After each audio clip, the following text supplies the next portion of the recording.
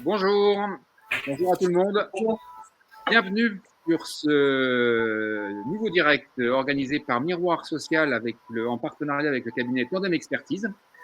Et donc sur un sujet en phase avec l'actualité du moment. Alors on ne va pas parler de la réforme des retraites, le projet de réforme directement, on va dire de façon macro avec l'orientation de l'exécutif sur le sujet, mais on va parler d'un angle mort, des effets collatéraux et de la situation, de la réalité de la situation dans les entreprises de l'emploi des seniors et comment les marges de manœuvre qu'on a au niveau des entreprises pour faire avancer l'emploi des seniors, l'employabilité, la soutenabilité des emplois, toutes ces questions-là. Donc, le sujet, cette réforme, ce projet de réforme des retraites amène clairement ce sujet en deuxième temps. C'est peut-être un peu ça le problème du moment qui se pose d'ailleurs. Et donc, merci à Tandem de porter cette matinée. Merci à nos trois intervenants. Donc Valérie Beaulieu-Foucault, tu es donc déléguée syndicale CFE-CGC à l'AFPA. Cyril Boulet, toi tu es délégué syndical central chez FO Carrefour. Khalid Essar Ouni, toi tu es délégué syndical CGT chez GXO, transporteur logistique. Donc vous allez nous faire un retour, vous tous les trois, de ce qui se passe, la réalité, le constat que vous faites et comment vous aussi vous employez à vous donner des marges de manœuvre alors que le cadre, on va dire légal, il est très peu contraignant pour le moment, et on attend de la visibilité là-dessus, mais en ce moment, il y a quand même très peu de contraintes liées à l'emploi des seniors. Donc, ça va vraiment être intéressant, la mise en perspective que vous allez pouvoir nous partager. Vous êtes nombreux dans le chat et comme participants, donc n'hésitez pas à contribuer dans le chat, à partager vos retours, soit dans la partie chat, comme je le dis souvent, et dans la partie questions également, si vous voulez structurer davantage. Mais les deux sont des espaces qui vous sont ouverts. Profitez-en et on interagira également dedans. Donc, Nathalie, je te passe la parole. Donc, tu es consultante chez Tandem Expertise et tu vas commencer par nous dérouler un peu une approche macro, un peu de façon générale, la réalité des pratiques des entreprises et tu vas pouvoir mettre ça en perspective par rapport à la réforme. Oui, alors merci Rodolphe. Bonjour à tous. Donc effectivement, on est très heureux de participer à ce webinaire ce matin sur un sujet évidemment éminemment d'actualité. On est tous d'accord là-dessus. Et il nous a semblé important, dans le cadre des discussions qu'on observe, de traiter la question spécifique de l'emploi des seniors et ce que ça pourrait vouloir dire de reporter l'âge de la retraite, alors même qu'on sait que les situations de l'emploi pour les seniors sont extrêmement difficiles aujourd'hui dans les entreprises. Alors, un petit mot, Tandem Expertise est donc un cabinet d'expertise comptable qui travaille exclusivement pour les représentants du personnel, donc les CSE, également sur le sujet des conditions de travail, puisqu'on est agréé conditions de travail, et on travaille dans différents secteurs d'activité. Donc Audrey Gade et moi-même, donc Nathalie Nagel, nous sommes consultantes sur le domaine social. Donc nous traitons toutes les questions emploi, rémunération, formation, et de fait, on s'intéresse largement à la problématique de l'emploi des seniors. Alors, pour passer la page, voilà. Très bien. Donc, on va faire une très rapide présentation. On ne va pas vous présenter 20 pages ce matin, ça serait beaucoup trop long et on veut laisser toute la place aux échanges avec les témoins que Rodolphe a réunis. Juste quelques faits principaux pour alimenter la discussion et on tiendra à votre disposition le support complet. Dans un deuxième temps, on pourra vous le faire parvenir à chacun. Donc, le recul envisagé de l'âge de la retraite nous semble aujourd'hui problématique dans les discussions et nous sommes relevés même d'une forme d'hypocrisie à notre sens, puisque ça se heurte à des difficultés qui sont très réelles pour la relation de travail entre les seniors et les entreprises. Alors, on va pas passer différents aspects de ce qui relève pour nous d'une grave difficulté. La première concerne les choix politiques qui ont été posés dans cette réforme. Alors, un petit rappel, je ne vais pas vous faire tout le panorama de ce qu'est un système de retraite, juste bien avoir en tête que dans un système de retraite, on a en réalité principalement, il y en a d'autres, mais principalement 4 paramètres qui viennent structurer l'ensemble d'un système.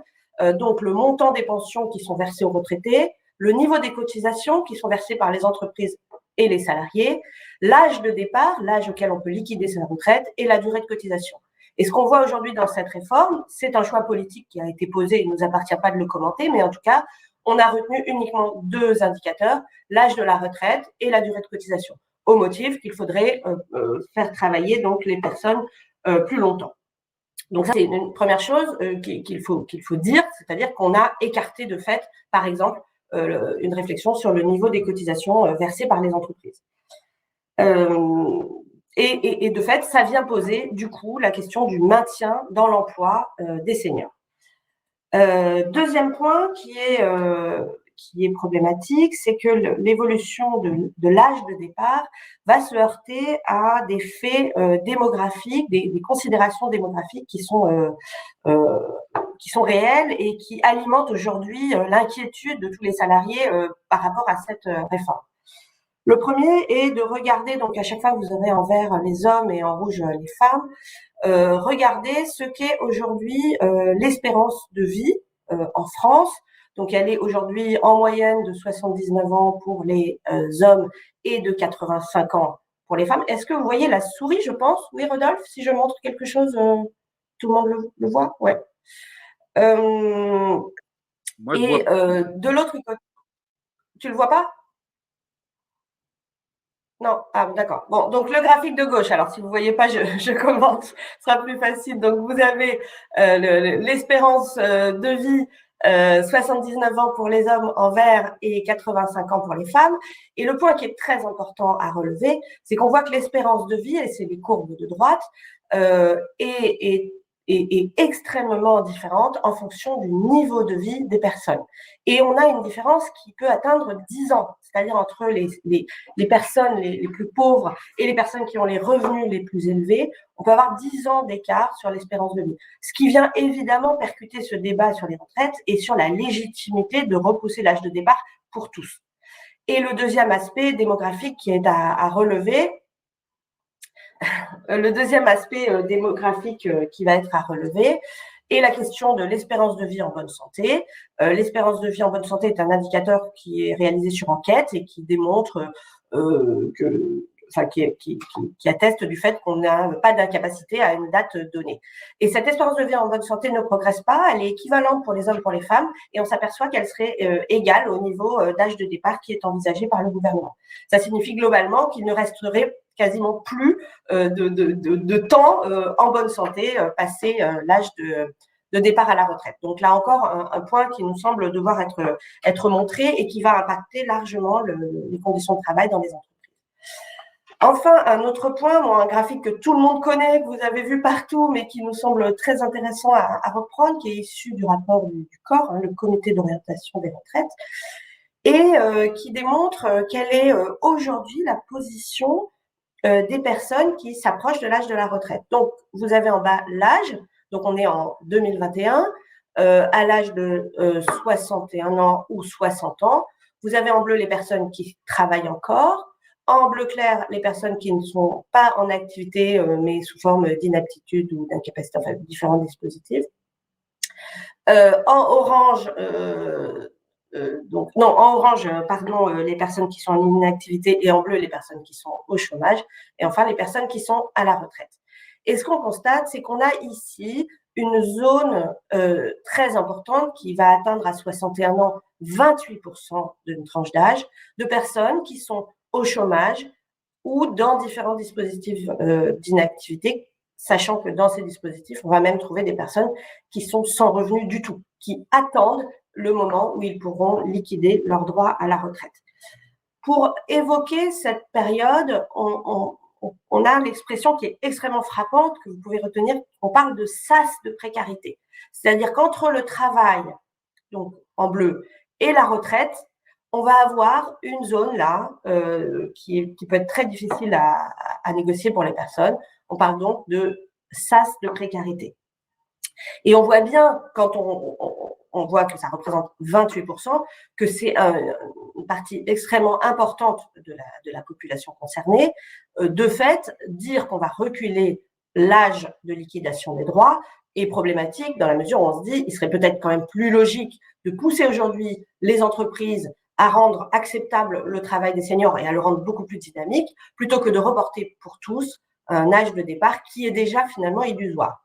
Et ça amène à une deuxième notion extrêmement importante à souligner, ne jamais confondre l'âge de départ et l'âge de liquidation des droits. 62 ans, aujourd'hui, c'est l'âge où on peut liquider ses droits à la retraite. Ça ne veut pas dire que c'est l'âge de départ. Et on voit bien ici, quand on a 28% de personnes entre chômage et inactivité, que ce sont des personnes qui sont déjà parties, mais qui ne peuvent pas encore liquider leurs droits. Et c'est bien l'âge de liquidation des droits que l'on est en train de vouloir reporter. L'âge de départ, est-ce qu'il pourra évoluer? Ça, c'est toute la question. Lors de la dernière réforme en 2011, qui a porté l'âge de la retraite de 60 à 62 ans, on constate que seules les professions intellectuelles et cadres, c'est comme ça qu'elles sont appelées dans les statistiques de l'INSEE, ont pu réellement voir progresser l'âge de départ. Ça s'est traduit par plus de chômage et plus d'inactivité pour les autres catégories. Donc, le fait de reporter et de penser que les gens travailleront, qu'ils pourront le faire, rien n'est gagné sur ce point. Voilà, donc un premier élément, donc, cette question du sas de précarité qui nous semble une notion importante et parlante quand on évoque la question du travail des seniors. On a donc là une zone d'attente importante et très dommageable pour les personnes concernées. Ça nous amène du coup naturellement à la question des pratiques des entreprises. Donc, les pratiques des entreprises, et je vais passer la parole à Aude sur ce point, mais on est en situation de très souvent les observer. Et ce qu'on observe, c'est que les entreprises ont mis en place depuis des décennies aujourd'hui ce qu'on peut appeler une culture d'éviction, c'est-à-dire un certain nombre de pratiques qui conduisent à faire partir les seniors le plus rapidement possible et à créer un consensus autour de ce départ. Je te passe la parole, Aude, si tu veux terminer sur ce point, et puis on repassera ensuite à Rodolphe. Oui, alors c'est effectivement ça, c'est vraiment ce côté un petit peu irréconciliable entre un âge de liquidation des droits qui est amené à être repoussé de plus en plus et qui contraste avec ce qu'on peut observer dans les entreprises, à savoir des pratiques des entreprises qui consistent dans ce qu'on peut appeler une certaine culture d'éviction des populations seniors. Ça se manifeste par les difficultés que rencontrent les seniors à rester et poursuivre leur carrière en entreprise en fin de carrière, avec notamment quand on regarde par exemple les populations qui sont les plus touchées dans le cadre de dispositifs de réduction des effectifs tels que les plans de départ volontaires, les ruptures conventionnelles collectives. On voit que les populations seniors sont particulièrement concernées par ces dispositifs. Alors pour deux motifs, à la fois parce qu'il y a une volonté de l'entreprise de tenter de les faire sortir de l'entreprise, et aussi parce que finalement c'est aussi d'une certaine façon des opportunités pour les seniors qui savent qu'ils n'ont pas forcément une place facile à conserver en entreprise, de quitter le monde du travail dans ces contextes-là. On a une problématique de recrutement qui est très importante. Nous, on observe, on le montrera plus tard en détail, mais une limitation forte du nombre de seniors dans les recrutements en entreprise.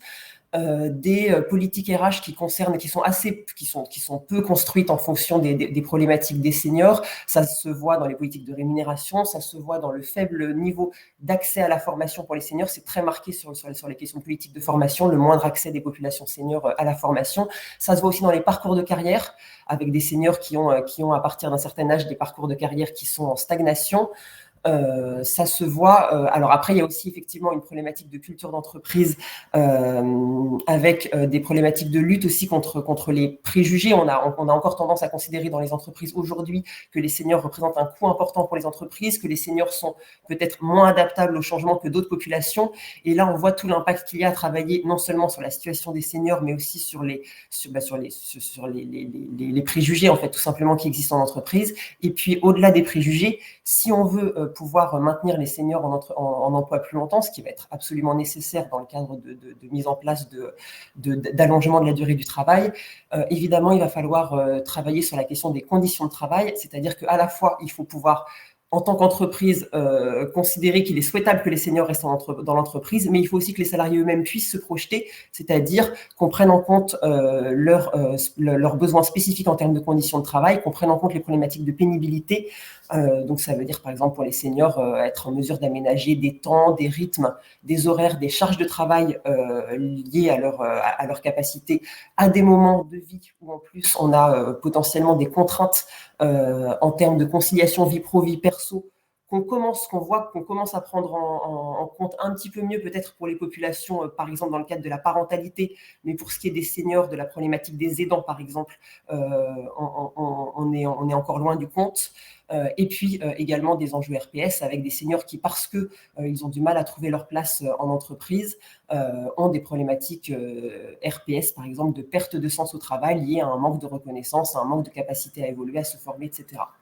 Donc, dans ces conditions, il va falloir faire évoluer fortement à la fois le contexte de pensée, les préjugés qui persistent en entreprise aujourd'hui et les pratiques des entreprises. Et pour ça, les leviers d'action, c'est évidemment de travailler au niveau de l'entreprise sur la question des embauches des seniors, sur la question des parcours pro et des promotions, sur la question des formations, sur la question des politiques de rémunération. Comment est-ce qu'on fait pour construire des politiques de rémunération qui soient de nature à fidéliser les populations seniors, et puis évidemment sur la question des conditions de travail et de la qualité de vie au travail en tenant compte des problématiques spécifiques des seniors, avec un enjeu global qui est de rendre à la fois le travail pour les seniors possible et souhaitable. Et donc voilà, on va pour ce qui est de notre introduction côté Tandem, c'est ça qu'on avait à dire. On va laisser la parole peut-être, Rodolphe, aux intervenants pour témoigner de manière concrète sur les dispositifs qui ont pu être mis en place dans les différentes entreprises représentées ici.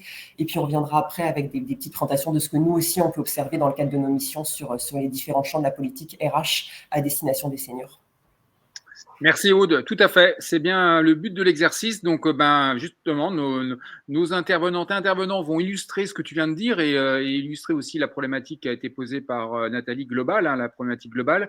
Et donc, n'hésitez pas, toi Aude comme Nathalie, à rebondir sur les interventions de nos intervenantes et intervenants. Donc, voilà. N'hésitez pas. Donc, pour illustrer la notion de politique d'éviction qui se mélange gentiment avec une culture du départ précoce. La nuance, alors, elle est fine entre politique d'éviction et culture du départ précoce. Valérie, si tu peux nous illustrer comment ça se passe à l'AFPA, où en 2019, il y a eu un plan de départ, un PSE qui s'est transformé en plan de départ volontaire. Il y a près de 1200 personnes, plus de 1000 personnes qui sont parties dans le cadre de ce plan. Si tu peux nous dire quelle est la part des mesures d'âge et des seniors qui sont partis à cette occasion, est-ce que ça t'inspire ? Oui, en effet, en fait, il y a un plan de départ volontaire, un PSE qui a été annoncé en octobre 2018 à l'AFPA, qui s'est traduit au final parce que PSE qui prévoyait la fermeture de sites sur le terrain, et donc la pression du terrain et des élus et autres a fait que ça s'est transformé en plan de départ volontaire, mais un plan de départ volontaire exclusivement basé sur des critères d'âge, en fait, puisque 75% des personnes qui sont parties, il y a eu plus de 1200 personnes qui sont parties. Donc, ça représente énormément, puisque l'AFPA comptait à cette époque-là 7500 salariés. Donc, c'était énorme. Et en fait, 75% des personnes sont parties sur des mesures d'âge. Des personnes qui étaient pour certaines satisfaites de ça, mais pour d'autres, pas forcément. C'est-à-dire qu'il y a des personnes qui ne s'étaient pas du tout projetées dans un départ en retraite, d'autant que en fait, les mesures étaient possibles jusqu'à 3 ans avant l'âge de liquidation des droits, 3 ans avant 62 ans. Donc, ça veut dire qu'il y a des gens qui se sont retrouvés à 59, 60 ans à se retrouver en retraite. Le paradoxe, c'était qu'en plus, ça s'est déroulé au mois de mars 2020. C'est-à-dire que les gens ont appris juste avant Noël qu'au mois de mars, ils quitteraient l'AFPA au plus tard. Et le mois de mars 2020, vous vous en souvenez, c'était le confinement. Ça a été d'une brutalité énorme, énorme. Parce que ces gens étaient les plus anciens, les plus expérimentés. Et donc, ça a créé un choc important. C'est-à-dire qu'en juin 2020, quelques mois après, 25% des salariés étaient sur des postes qu'ils ne connaissaient pas, puisque en fait, certains postes avaient été supprimés, Mais dans le cadre du plan de départ volontaire, les gens les gens sur des mesures d'âge pouvaient dire moi j'ai envie de partir, ça laisse la place à quelqu'un dont le poste est supprimé, et donc les gens se retrouvaient dans la capacité finalement d'occuper des nouveaux postes. Ceux qui avaient perdu leur poste pouvaient occuper ces postes-là, mais sans maîtriser du tout le contenu et sans aucune transmission des savoirs. Ça a été violent pour les gens qui sont partis, violent pour les gens qui sont restés. Ça a été extrêmement violent. Il y a eu, dans cette période, dans ces 2 ans intermédiaires, ça ne s'est pas beaucoup diffusé, mais il y a eu 2 suicides à l'AFPA. Ça a été extrêmement, extrêmement dur.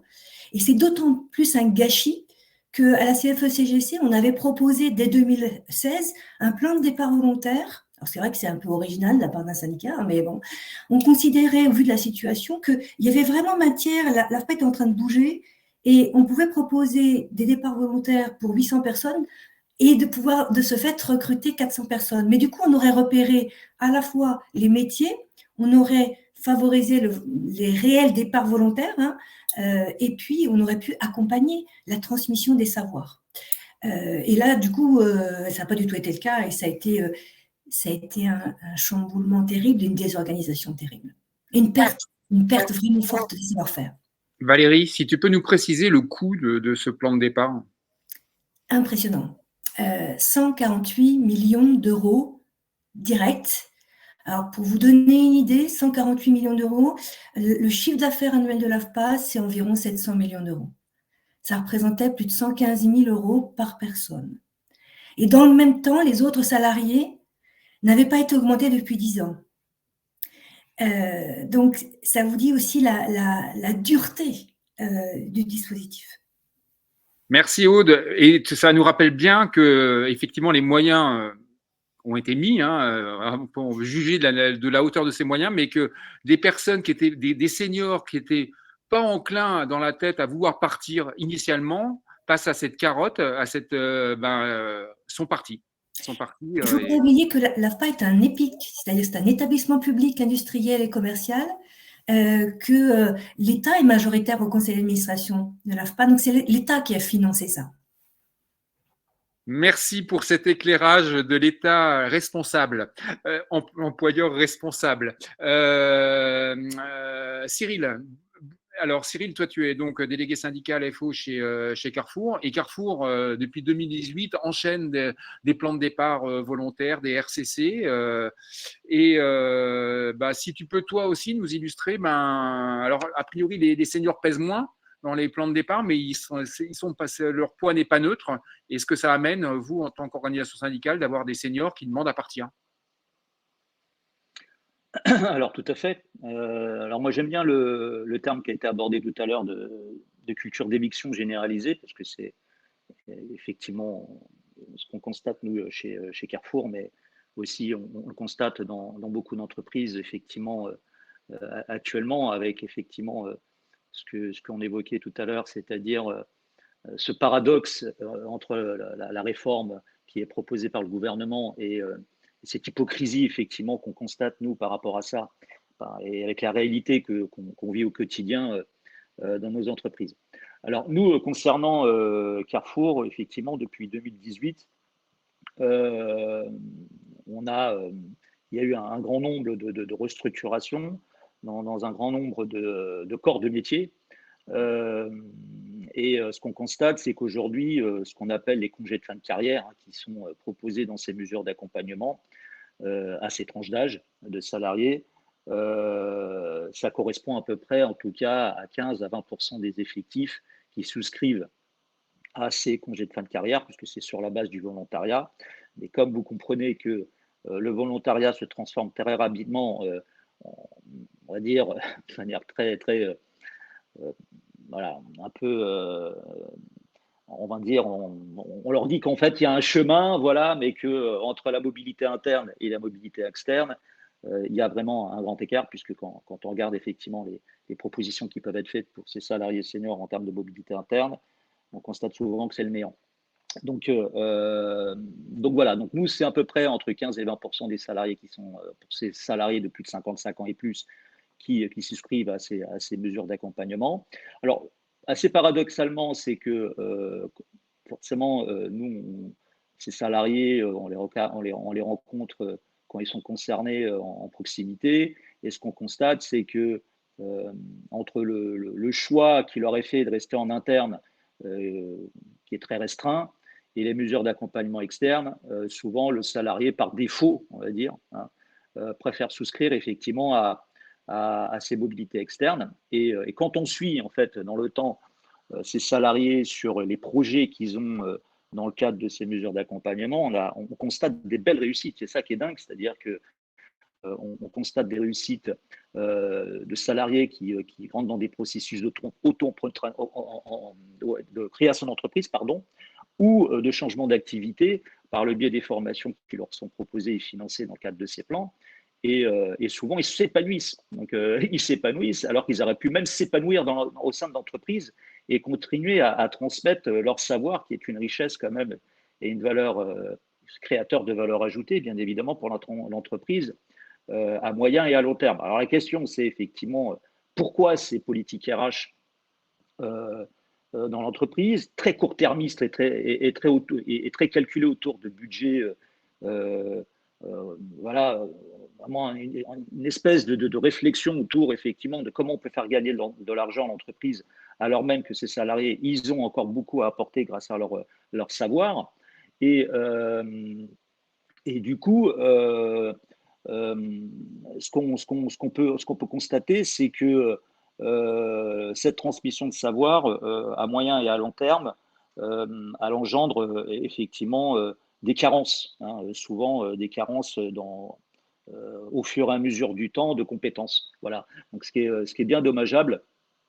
Et voilà ce qui concerne en tout cas le périmètre de chez Carrefour, c'est que ces salariés, en tout cas pour terminer sur ce point-là, c'est que souvent ils quittent l'entreprise et ils souscrivent à ces mesures d'accompagnement volontaire parce qu'ils sont plus contraints à le faire que le fait que l'entreprise continue à leur proposer effectivement de continuer à s'épanouir dans l'entreprise sur des propositions de mobilité interne. Merci Cyril, voilà pour ce partage. Khalid, alors toi dans ton secteur, il y a la loi, il y a un texte de loi qui permet aux chauffeurs de marchandises, hein, alors là, aux chauffeurs de bénéficier d'un congé de fin d'activité qui permet d'anticiper jusqu'à 5 ans le départ à la retraite, si je ne me trompe pas. Et dans le cadre du projet financier proposé, avancé par l'exécutif, ça serait quoi les conséquences et ça veut dire quoi pour vous, pour un régime particulier qui prend en compte la pénibilité des chauffeurs? Ça veut dire quoi comme interrogation? Merci Rodolphe. Donc, factuellement, donc nous dans le transport routier, donc marchandises, en plus que d'autres secteurs hein, comme le transport de fonds et valeurs ou le transport de routier voyageurs, donc les autocars. Il y a un dispositif qui a été mis en place dans l'année 97 qui consiste en fait à mettre en place donc une cotisation, parce que ce n'est pas un dispositif, j'ai envie de dire, qui est tombé du ciel aussi, hein, c'est un dispositif dont les travailleurs, donc ces conducteurs, cotisent justement à un système qui leur permet de partir avec un départ anticipé. Donc, ce système, il a un financement qui est tripartite. Donc, on a les employeurs qui cotisent à hauteur, on va dire, de 25%, les salariés qui cotisent à hauteur de 25% et l'État qui complète donc à hauteur de 50%. Ce dispositif, il faisait suite justement au fameux conflit des routiers de 1995. Concernant justement ces difficultés, on va dire, que rencontrait cette population, donc les conducteurs, avec des horaires de travail, j'ai envie de dire, qui ne sont pas celles qu'on connaît un peu partout, c'est-à-dire les 35 ou les 40 heures semaine, puisqu'on est sur des forfaits, j'ai envie de dire, horaires à plus de 220 heures dans le mois. Donc, la contrepartie, effectivement, c'était la mise en place de ce congé de fin d'activité pour que ces fameux conducteurs puissent, on va dire, profiter, et comme l'a rappelé tout à l'heure Nathalie, en bonne santé d'une fin de carrière. Donc, ce dispositif, il est mis en place par accord tripartite. C'est un accord de branche. Cet accord de branche, il est renégocié, rediscuté, en général, sur une période de 3 ans. Donc, l'accord précédent est venu à terme fin 2022. Pour l'année 2023, donc, qui nous concerne, exceptionnellement, donc l'État a maintenu le financement pour 2023. Donc, des discussions doivent avoir lieu dans les mois à venir. J'ai envie de dire, postérieures à la mise en place du projet que souhaite aujourd'hui ce gouvernement, hein, encore une fois, hein, puisque l'un entraînera l'autre, comme tu le précises, Rodolphe, puisqu'on est sur des financements de 5 ans maximum pour un départ à 57 ans sous condition. Les conditions, je vais le rappeler quand même, c'est 27 années de conduite et un âge de 57 ans. Donc voilà, ça c'est pour on va dire la compréhension, on va dire, du dispositif. Mais ce qu'il y a aujourd'hui on va dire, de problématique, c'est le financement de ce fameux dispositif de départ.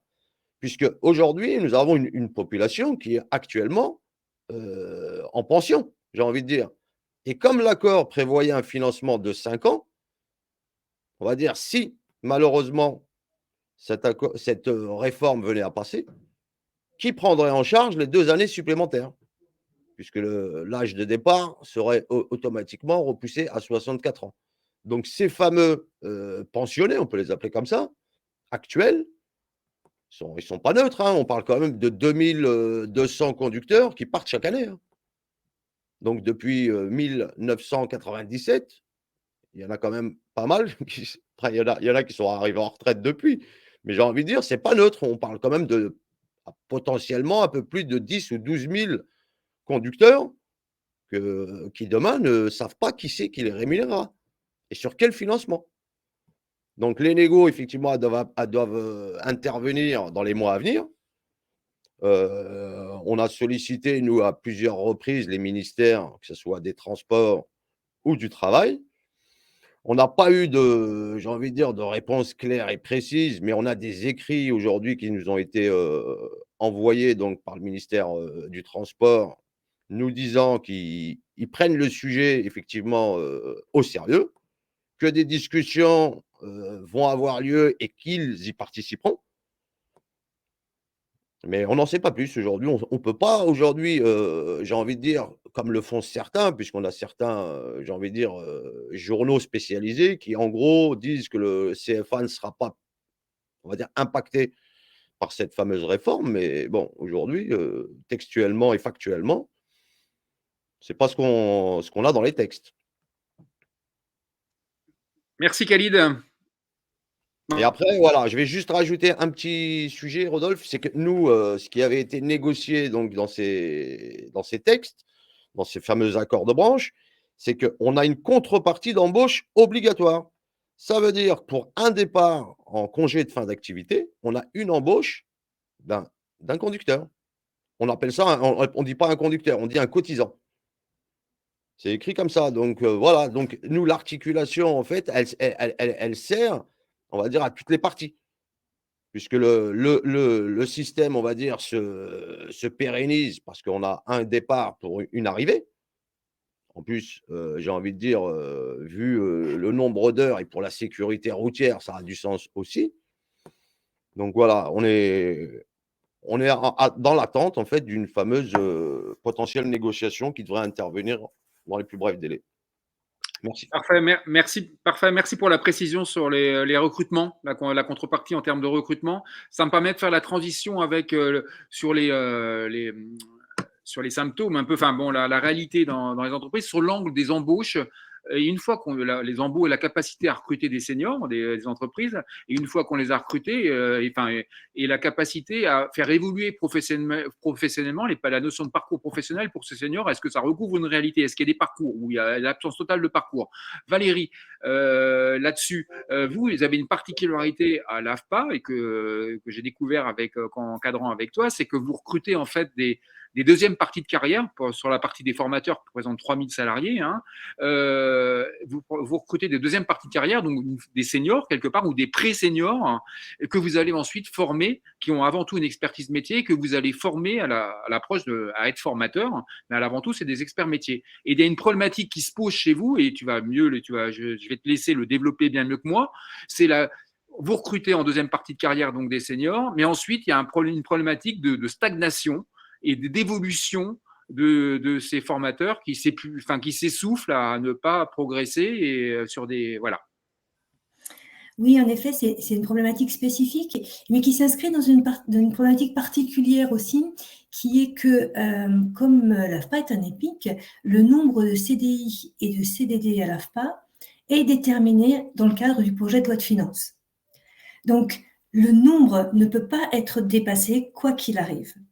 Or, ce nombre de CDD et CDI a beaucoup évolué dans le temps, puisque, à titre d'illustration, il y avait à peu près 8000 CDI en 2012. Aujourd'hui, on est de l'ordre de 5000. C'est-à-dire que la proportion, les CDI ont baissé progressivement, les CDD ont augmenté progressivement, et dans les dernières années, puisque ce cadrage était tellement serré pour essayer d'être rentable à tout prix, quand il y avait des nouveaux marchés, de nouvelles activités, l'AFPA a été amenée à recruter des intervenants extérieurs qui sont à ce jour intérimaires ou entrepreneurs, aussi nombreux à ce jour que les CDD. Et ça a un impact. Ça a un impact sur le fait que, sur le métier de formateur, par exemple, alors c'est vrai qu'on avait un atout incroyable parce que ce soit les métiers de la formation très traditionnels à l'AFPA, mais aussi les métiers de l'accompagnement qui sont en émergence, qui représentent aujourd'hui, je dirais, un tiers de l'activité de l'AFPA, c'est de l'accompagnement aujourd'hui. Mais dans ces deux métiers, l'âge et l'expérience sont un atout, sont un réel atout. Donc, on pourrait penser qu'il y a une culture de la valorisation. Ce n'est pas forcément le cas. Le fait qu'il y ait autant de précarité, il y a des gens qui restent très longtemps en CDD, qui reviennent très régulièrement. Et en fait, le dispositif d'évolution professionnelle des formateurs, par exemple, il est structuré de manière particulière. Comme quand on débute, on est d'abord un professionnel. Je pense à un électricien. On va prendre un électricien qui connaît plein de cadres d'emploi dans les métiers d'électricité et qui va pouvoir former des personnes, non seulement aux gestes professionnels, mais aussi à la culture métier, aux différents environnements métiers. Donc, quand il arrive, il est formé au métier de formateur. Normalement, il y a donc une catégorie, une classe d'entrée dans la fonction qui correspond à un niveau de débutant, même si la personne elle a 40, 45, 50 ans, 55 ans. Ça ne nous gêne pas de recruter des personnes assez âgées. Pour tout dire, l'âge moyen de recrutement à l'AFPA, c'est 38 et quelques années, 38 ans. D'embauche, c'est la date d'embauche moyenne, tous emplois confondus. Donc, la personne, elle arrive, c'est légitime qu'elle soit dans une catégorie formateur débutant. Normalement, c'est une classe d'entrée, on doit y rester 1 an et demi, 2 ans maxi, et puis très vite, on rentre dans la catégorie « je connais mon métier de formateur et je suis autonome dans mon activité ». Et après, je peux aussi évoluer vers de l'expertise, de l'innovation, etc. À ce jour, il y a eu toute cette phase pré-PSE et toute la phase PSE, il y a eu à un moment donné des gens qui sont restés 3, 4, 5, 6 ans dans cette classe d'entrée, alors qu'ils avaient acquis une expertise réelle et qui n'ont pas pu progresser. Alors, les choses se régulent, viennent enfin de se réguler. Il y a des vagues de régularisation qui se mettent en place, mais c'est resté très ancien. À ce jour, quand même pour illustrer, parce que j'ai regardé un peu des chiffres pour te donner des infos, en fait, 65%, c'est ça que je regardais, 65% des CDD, 65% des gens qui sont dans la première classe d'entrée sont des CDD aujourd'hui. Donc, eux n'évoluent pas. Parce que après, tu auras l'occasion d'en reparler avec l'accord GEPP que vous avez négocié. Le problème, c'est que tous les CDI, les intérimaires, ils n'en voient pas la couleur de cet accord de GEPP qui est. Et toi, tu en parleras. Mais oui, justement, c'est pour ça que, en fait, on n'était pas, enfin, on est représentatif à nouveau à l'AFPA depuis 4 ans. On est même la première organisation syndicale à l'AFPA, pour tout dire. Et du coup, comme notre actionnaire finalement, avec qui on négocie, c'est pas forcément la directrice générale, c'est aussi l'État. On a rencontré les députés et on est allé même jusqu'à, sur le terrain, par contre, eux, ils sont absolument favorables à une pérennisation, une stabilisation de l'AFPA. ce niveau de précarité, il n'est pas soutenable dans la durée. Et on a proposé des amendements, on a travaillé avec eux des amendements pour permettre de faire que, au lieu que l'État régule, fasse des subventions de raccord parce qu'on n'est pas suffisamment rentable à leurs yeux, eh bien qu'ils investissent dans des emplois en CDI. On voit bien qu'un CDI, ça coûte beaucoup moins cher qu'un CDD, qui est déjà 10% de plus, que de l'intérim, voire parfois des auto-entrepreneurs. Il y a des gens qui, suite à un CDD, refusent un CDI à l'AFPA qui n'est pas assez payé pour derrière accepter une mission en auto-entrepreneur. Parfait, merci Valérie. Merci Valérie. Ben, Khalid, je te passe la parole parce que quelque part, toi aussi chez GXO, il y a clairement une problématique de précarisation qui parasite ce que vous pouvez faire pour les salariés qui sont en CDI et qui sont seniors. C'est quoi la réalité déjà pour commencer du recrutement, de capacité chez GXO à recruter des seniors sur des métiers difficiles de manutention, de transport? Alors, nous, GXO, aujourd'hui, bon, c'est une entreprise qui a été, j'ai envie de dire, créée suite à une scission du groupe XPO, hein, puisque nous, on était à la base, on est les Norbert d'Entresang, donc ils ont été rachetés par GXO, par XPO. Puis ensuite est arrivée une scission donc, entre XPO et GXO. Donc GXO, aujourd'hui, la partie dont je fais encore partie, c'est l'entreposage. D'accord? C'est une spécialité, donc la manutention, la préparation de commandes, l'expédition et le stockage en fait, de marchandises des grands industriels. Donc nous, dans nos entrepôts, donc on en a 80 en France quand même, pas loin. Dans ces entrepôts, ce qui se passe aujourd'hui et ce qu'on constate maintenant depuis de nombreuses années, c'est que la partie de l'intérim croît de manière significative. En gros, pour vous faire une illustration, on en est arrivé à 4 salariés sur 10 qui sont aujourd'hui des travailleurs intérimaires. Donc, ce n'est pas faute, j'ai envie de dire, d'avoir alerté aussi bien la direction que les pouvoirs publics via les administrations et les inspections du travail. Sauf que, bon, depuis deux ans, on a eu une période Covid qui a fait que, bon, ça a aussi arrangé le truc, puisqu'on était, il y a encore quelques années, on était à 3 sur 10. On était à un peu plus de 30%. Là, on frôle aujourd'hui les 40%. Mais ce n'est pas propre, j'ai envie de dire. Ce n'est même pas, on va dire, une problématique propre à notre entreprise, donc GXO. Mais en fait, c'est généralisé dans tous les entrepôts de France. Et tout, que ce soit des grands groupes ou des moins gros, la pratique est courante. Donc, en gros, on a deux phénomènes. Un, le phénomène qui conduit, on va dire, les salariés titulaires de contrats de travail à partir. C'est ce qu'on appelle, ce que moi j'appelle personnellement l'usure, hein. C'est l'usure professionnelle qui fait que des salariés arrivant à un âge même pas très, on va dire, avancé, parce que nous, à partir de 50 ans, on sent déjà l'usure professionnelle sur des métiers pénibles de manutention ou de conduite d'engins de levage, des chariots, des préparateurs de commandes, donc ils manipulent, j'ai envie de dire, entre 7, 8, voire 10 tonnes, pour certains, par jour, sur une journée de travail de 7 à 8 heures. Donc tout ça fait que l'usure prématurée pousse les salariés effectivement à quitter l'entreprise, donc, et les remplacements ne sont pas systématiquement assurés par du personnel, j'ai envie de dire, titulaire. Donc, à ça, vous ajoutez ce qu'on appelle, nous, les pics d'activité. Donc, c'est les saisons, ça tout dépend des produits qui ont été stockés, hein. Si c'est, mettons, de la boisson, bon, ça marchera mieux l'été. Donc, on comprend qu'il y a un pic d'activité, par exemple, sur tout ce qui est produits de saison. Mais sauf qu'aujourd'hui, le constat, c'est que nous, pour un petit groupe comme le nôtre, avec 5000 titulaires, c'est 20 000 intérimaires qui ont poussé la porte sur un an. 20 000 intérimaires différents. Et en équivalent temps plein, Nathalie, elle pourra le préciser, j'ai envie de dire, un peu mieux que moi, puisqu'elle a travaillé sur le dossier.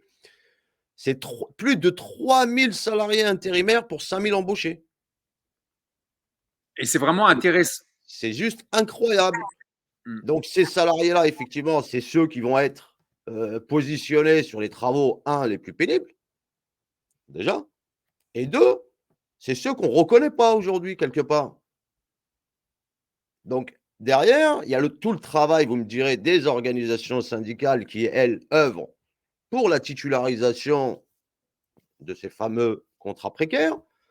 Et on se retrouve, parce qu'il y a un autre aspect, il y a aussi l'aspect, j'ai envie de dire, reconnaissance, rémunération, qui fait que aujourd'hui, un salarié intérimaire, à la fin du mois, touche plus qu'un titulaire.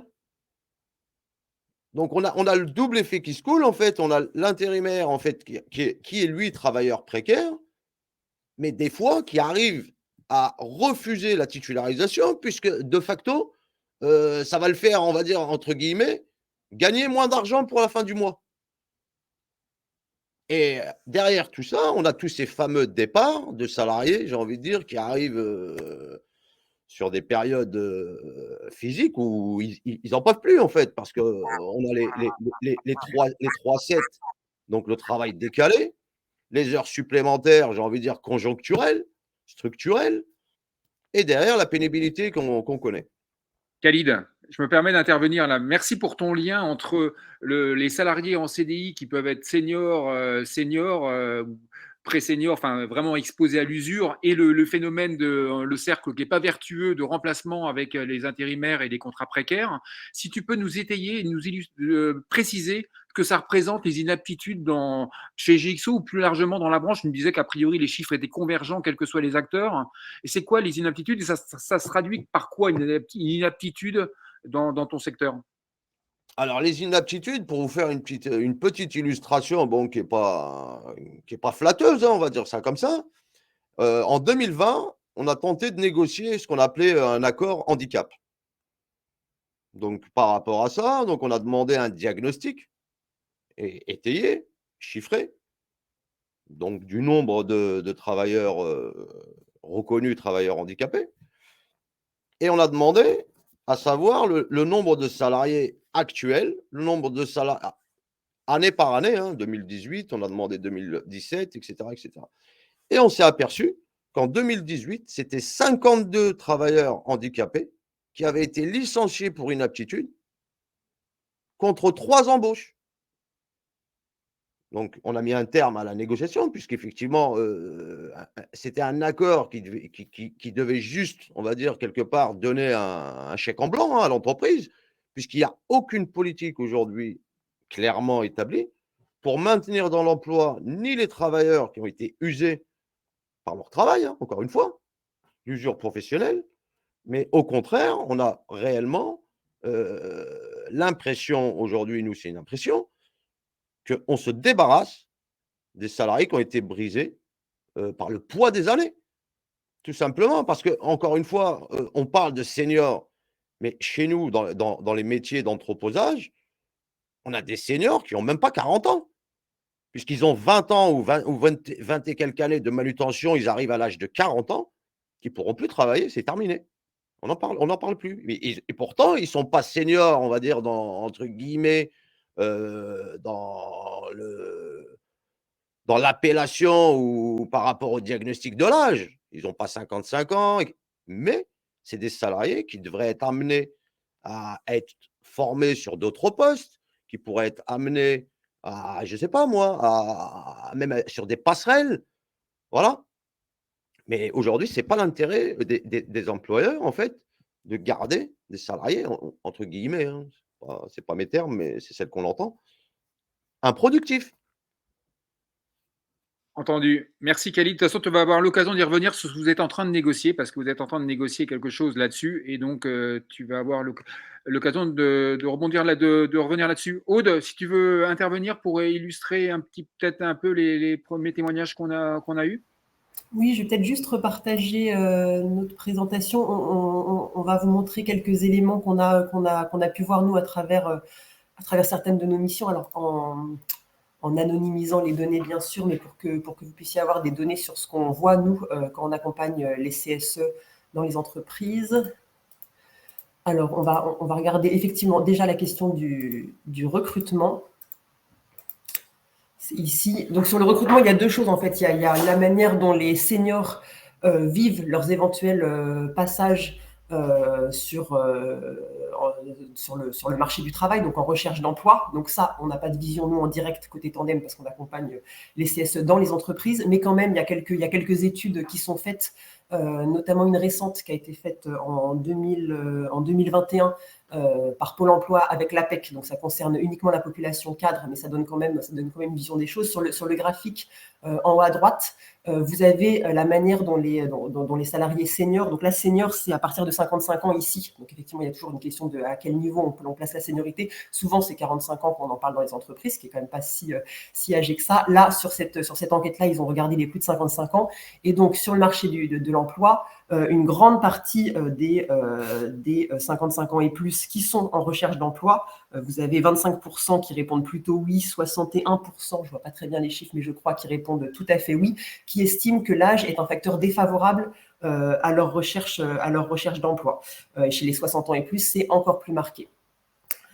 Et puis surtout, quand on regarde la réalité des offres d'emploi, on voit que donc dans l'enquête qui est réalisée par Pôle emploi et l'APEC, on nous dit que seulement 6% des recrutements, des offres d'emploi concernent potentiellement les salariés de 45 ans et plus, parce qu'on a 60% des offres d'emploi qui ciblent les salariés ayant entre 1 et 10 ans d'expérience, 33% qui ciblent les jeunes diplômés, donc moins d'un an d'expérience. Donc voilà, par définition, 60 moins 33, il ne reste plus que 6-7% d'offres d'emploi qui peuvent potentiellement concerner les salariés seniors. Donc on voit que ça ne fait pas partie des populations les plus recherchées quand on regarde sur ce qui est disponible, en tout cas dans les offres d'emploi publiées. Autre élément, quand on regarde un petit peu les secteurs qui sont les plus réticents, on va dire, à embaucher les seniors, on voit qu'il y a quand même des réalités disparates selon les secteurs. On en reparlera après dans nos exemples, parce qu'on a des exemples sur ce domaine-là en particulier, mais il y a effectivement la branche informatique et télécom, l'ingénierie, la recherche et développement, et puis conseil, gestion, comptabilité, où on voit que le taux d'embauche est particulièrement faible, encore plus faible que dans les autres secteurs d'activité. Alors que les seniors, assez rapidement, s'ils se retrouvent en situation de recherche d'emploi à 55 ans et plus, très rapidement, soit dès le début de leur recherche d'emploi, soit après quelques semaines ou un mois ou deux, se disent prêts à faire des concessions, que ce soit sur la nature du poste recherché, sur la question de la mobilité, de la localisation géographique de l'emploi, sur la question de la rémunération également. Donc, on a des seniors qui sont prêts à faire des concessions et en face des offres d'emploi qui ne sont pas en train de chercher les salariés seniors.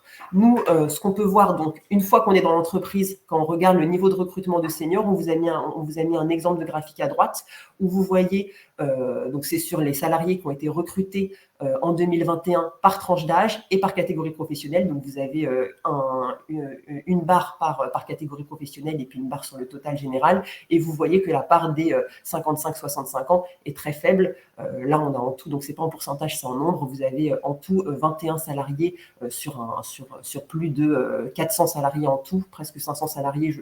Je suis en train de faire le calcul de tête, mais une très petite part de salariés qui ont 55 ans et plus. Donc ça, c'est vraiment pour illustrer le fait qu'il y a des problématiques de recrutement, d'accès des seniors à l'emploi en entreprise, parce que le recrutement, que ce soit les offres disponibles ou la réalité des recrutements des seniors, reste relativement limité.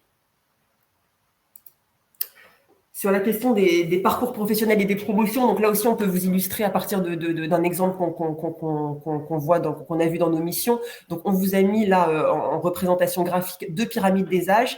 La première pyramide des âges en bleu, donc vous voyez cette forme caractéristique de pyramide des âges avec des barres plus importantes sur les tranches d'âge les plus marquées. C'est les salariés qui, là c'était sur une période de 5 ans en l'occurrence, mais sur 5 ans n'ont pas été promus. Et juste en dessous, en violet, la pyramide des âges des salariés qui, eux, dans la même entreprise, sur la même période, ont bénéficié d'une promotion. Vous voyez que la pyramide des âges est beaucoup plus déployée vers les tranches d'ancienneté les plus basses. Qu'est-ce qu'on en tire comme conclusion? On voit simplement qu'il y a une problématique de moindre évolution des carrières, des parcours professionnels pour les salariés positionnés sur les tranches d'âge les plus importantes. On avait fait cet exercice à partir des changements de grade, donc de niveau de coefficient. On avait regardé aussi par changement d'emploi et c'était réellement une réalité. À partir d'un certain niveau d'ancienneté, là vous voyez clairement, à partir de 50 ans, la part même de 45 ans, la part des salariés non promus, le nombre de salariés non promus promus devient bien plus important que le nombre de salariés promus.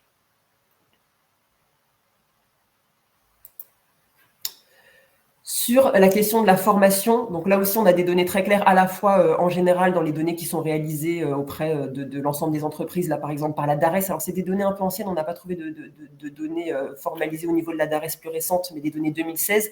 Mais ce qu'on voit nous dans nos études plus récentes, et en fait là pour le coup de manière vraiment systématique, quel que soit le secteur d'activité, j'ai envie de dire ou presque dans l'ensemble de nos missions, c'est qu'on note une chute de l'accès à la formation pour les tranches d'âge les plus élevées. Donc là, dans nos missions, on voit là par exemple, donc c'est un exemple d'une mission, mais c'est des graphiques assez systématiques. On a vraiment des taux d'accès à la formation, donc un nombre de salariés sur 100 qui a eu accès dans l'année à une formation professionnelle. Vous voyez que vous avez tendance à avoir ce graphique qui est en décroissance en fonction des tranches d'âge, avec une chute. Là, en l'occurrence, à partir de 50 ans, ça baisse un petit peu, et puis encore plus pour les salariés de 57 ans et plus. La même chose sur ce qu'observe la DARES, donc de manière, on va dire, plus macro au niveau des entreprises en général en France. Vous avez, donc là, on vous a mis seulement les tranches d'âge les plus élevées. Vous avez 45-49 ans, 50-54 ans et 55-59 ans sur les barres bleues, violettes et bleu foncé. Et puis surtout, vous avez une vision par catégorie professionnelle qui est intéressante aussi. On voit au global qu'on a une diminution de l'accès à partir de 50 ans.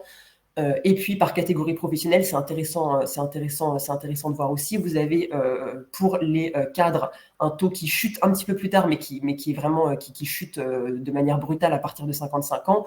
Pour les ouvriers, ce qu'on voyait dans les données de la DARES, c'était que dès 35 ans, donc là on ne vous a pas représenté les tranches d'âge précédentes, mais c'est quand même intéressant à noter, dès 35 ans, le taux d'accès à la formation devient moins important que pour les plus jeunes. Donc aussi des réalités différentes d'accès à la formation selon les catégories professionnelles, mais de toute façon, dans tous les cas, les salariés les plus seniors sont défavorisés très nettement au regard de l'accès à la formation. Sur les éléments un peu qualitatifs que donnait la DARES, il disait que c'était vrai d'une certaine façon, les seniors sont moins demandeurs de formation, mais pourquoi est-ce qu'ils sont moins demandeurs aussi? C'est parce qu'ils ont finalement intégré cette problématique de moindre accès à la formation. Ils considèrent qu'ils ont peu de soutien de la part de leur employeur pour les encourager à avoir accès à la formation. Et là, on est vraiment sur un enjeu important de la place du salarié senior dans l'entreprise, des modalités de reconnaissance. L'accès à la formation, c'est aussi une modalité importante d'accès à la reconnaissance, de la même manière que le parcours professionnel. Et on sait que les seniors sont particulièrement bien placés pour, par exemple, avoir des missions d'accompagnement, de transmission des compétences qu'ils ont accumulées au cours de leur vie professionnelle. Et ça, quand on voit la faible évolution de leur parcours professionnel et le faible accès à la formation, on voit qu'il y a une vraie problématique pour les seniors. Rodolphe nous dit qu'on est un petit peu en retard, donc je vais accélérer un tout petit peu pour la politique de rémunération, juste pour vous dire que là aussi, alors il y a deux choses sur la politique de rémunération. D'une part, donc même système que tout à l'heure sur les questions d'évolution professionnelle, vous voyez que les salariés qui sont les plus promus, donc sur le graphique violet en bas, sont davantage positionnés sur les tranches d'âge les moins élevées, alors que les salariés qui ont des augmentations moins importantes sont très majoritairement positionnés sur les tranches d'âge les plus élevées. Ça, c'est une première chose. Et puis, ce qu'on observe aussi, nous, beaucoup dans nos missions, alors ça peut prendre différentes formes, mais c'est le fait que la masse salariale est finalement pilotée d'une certaine manière en tenant compte de l'âge. Alors, on a ce qu'on appelle l'effet Noria qu'on observe classiquement, où l'idée est de remplacer des salariés âgés qui quittent l'entreprise, par exemple dans le cadre d'un départ à la retraite, ou d'un plan de départ volontaire ou d'autres modalités de départ de l'entreprise. Donc, on remplace ces salariés-là qui avaient un coût un petit peu plus élevé dans l'entreprise par des salariés juniors moins rémunérés. Donc, finalement, des économies sur la masse salariale en recrutant des salariés moins rémunérés à la place de salariés seniors plus rémunérés. C'est ce qu'on appelle donc l'effet Noria classique. Et puis, dans certains secteurs, et ça, c'est vraiment intéressant à noter parce que là aussi, ça montre une problématique forte de reconnaissance. Et on observe ça notamment, par exemple, dans le secteur de l'informatique, c'est très clair. On vous a donné l'exemple là sur le tableau qui est noté numéro 2. Vous avez ici des niveaux de classification et des salaires moyens. Et vous voyez qu'à partir d'un certain niveau de classification, à partir d'un certain niveau, là en l'occurrence de salariés cadres, les salariés qui ont moins de 3 ans d'ancienneté ont un salaire moyen qui est supérieur à ceux de leurs collègues qui sont positionnés sur les niveaux de qualification équivalents. Donc là, c'est l'inverse. on va chercher sur le marché du travail des salariés, des nouveaux entrants dans l'entreprise, qui souvent sont des salariés plus jeunes, qu'on rémunère plus pour des problématiques peut-être de compétences spécifiques, etc., mais qui finalement sont un aveu de la part de l'entreprise de sa non-volonté ou de l'absence d'effort qu'elle fait pour former sa population en place. On va les rémunérer davantage que des salariés qui sont ancrés et qui ont une certaine ancienneté dans l'entreprise. Donc là aussi, véritable problématique de reconnaissance qui peut se traduire évidemment, on l'imagine, par des problématiques en termes de risques psychosociaux, de bien-être au travail, parce que quand on voit arriver des collègues qui sont mieux rémunérés sur le même niveau de poste, ça peut être quelque chose de difficile à vivre.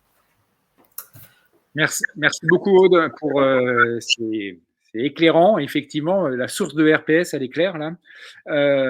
Merci. Alors, histoire de ne pas se faire déborder par le temps, parce que ça tourne et que ça serait quand même intéressant d'entendre nos intervenantes et intervenants sur les leviers d'action qu'ils ont mis en place, parce que on va pas s'arrêter au constat, mais de voir quand même les marges de manœuvre qu'on peut essayer d'avoir dans les entreprises, comme je le disais, en attendant, en ayant l'absence de contraintes qui s'imposent aux directions, mais quand même, il y a des marges de manœuvre.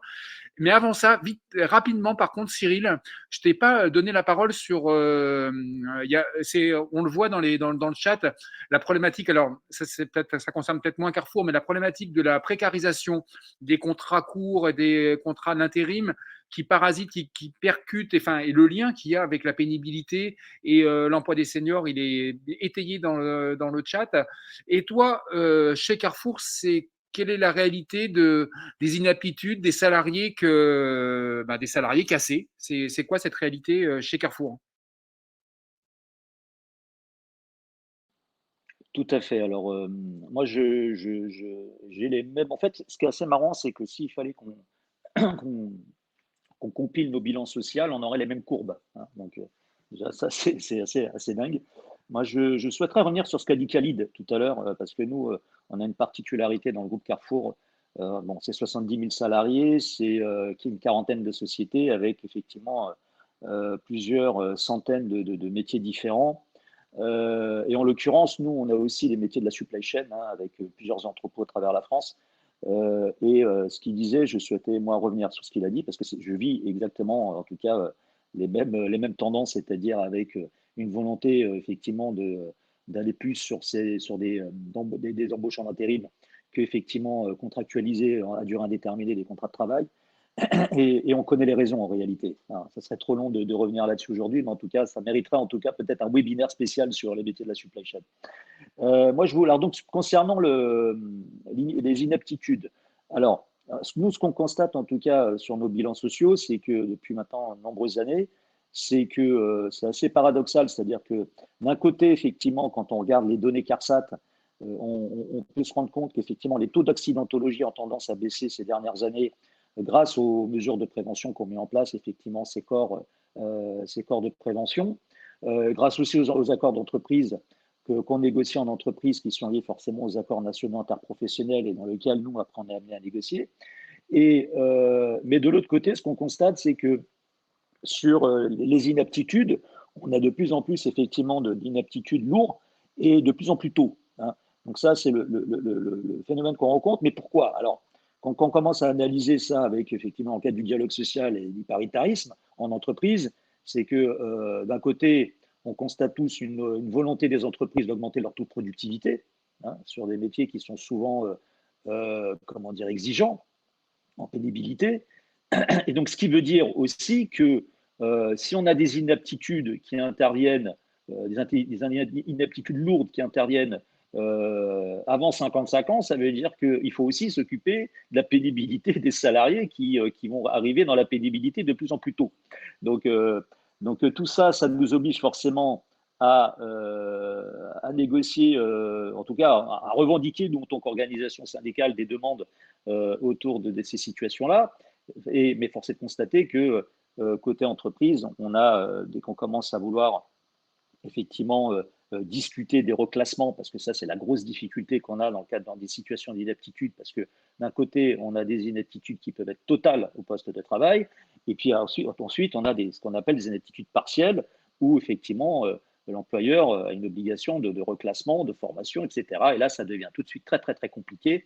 Donc, ce qui prouve aussi qu'aujourd'hui, on est, en tout cas en France, pas dans une dynamique, et les chiffres le prouvent, hein, je crois qu'en Europe, on est le pays où le taux d'employabilité des seniors est le plus faible, donc ce qui prouve qu'en France, en tout cas, de manière générale, on n'est pas, comment dire, dans un ADN ou dans une culture de l'employabilité des seniors, et je pense que là-dessus, on est tous responsables en tant qu'acteurs du dialogue social pour faire progresser en entreprise, mais là où on aurait besoin vraiment d'un soutien, c'est qu'à un moment donné, il va falloir, je pense, qu'on aille les coups des franches avec comment dire, des obligations législatives, et ça, c'est pas de notre ressort, mais c'est des politiques, des obligations législatives beaucoup plus offensives sur ces sujets-là, pour nous permettre, nous, après en entreprise, d'en s'en emparer par le biais de notre bon code du travail. Tu vas garder la main, Cyril. On va un peu changer le. On t'entend pas, Rodolphe. Là, c'est bon. Tu vas garder la main. On va un peu changer l'ordre parce que bon, tu vas garder la main sur le côté. Vous avez un accord senior chez Carrefour. Et ce que tu me disais, ça va être convergent avec ce que vont dire Khalid et Valérie. Ensuite, vous avez un accord senior, je crois que c'est ça, ou un accord de génération. Enfin bon, peu importe le terme. Mais tu me disais, sur le papier, il y a des droits, il y a des choses, sauf que le SAV de cet accord, il n'est pas du tout assuré. Au niveau opérationnel, au niveau RH, au niveau de la chaîne managériale, c'est pas du tout câblé pour pouvoir mettre en place, en œuvre ces droits. C'est un problème. Non, oui, c'est un problème pour la bonne et simple raison, c'est qu'aujourd'hui, c'est chez Carrefour, je pense que ça doit être dans beaucoup de boîtes, on est sur de la gestion de coûts, on n'est pas sur de la gestion humaine. Donc, on négocie, nous, des accords d'un côté, effectivement, avec le corps RH, hein, et concrètement, c'est la difficulté que peuvent avoir le corps RH à imposer aux opérationnels, parce que c'est aussi le problème, c'est cette culture de l'accord d'entreprise dans lequel ils doivent beaucoup plus, en tout cas, s'en emparer, et malheureusement, ils ne s'en emparent pas, c'est-à-dire que ils considèrent, si vous voulez, que la gestion de coûts, la gestion de coûts est plus a un intérêt plus important que la gestion humaine, alors même que cette gestion humaine, si elle était, en tout cas en plus, sur les sujets de santé et de sécurité au travail, conditions de travail, je ne sais pas si vous vous rendez compte, mais une vraie politique de santé et de sécurité dans une entreprise, ça permet quand même de baisser l'absentéisme, les accidents du travail, et donc forcément, à moyen et à long terme, c'est quand même, en tout cas, ça peut permettre en tout cas à une entreprise de pouvoir faire énormément d'économies budgétaires, et au-delà de ça, bien évidemment, un bienfait total pour la santé et sécurité des salariés. Je voulais juste revenir aussi sur quelque chose, en l'occurrence pour revenir sur les seniors, c'est l'absence en tout cas de volonté RH d'appliquer les accords que pourtant on négocie.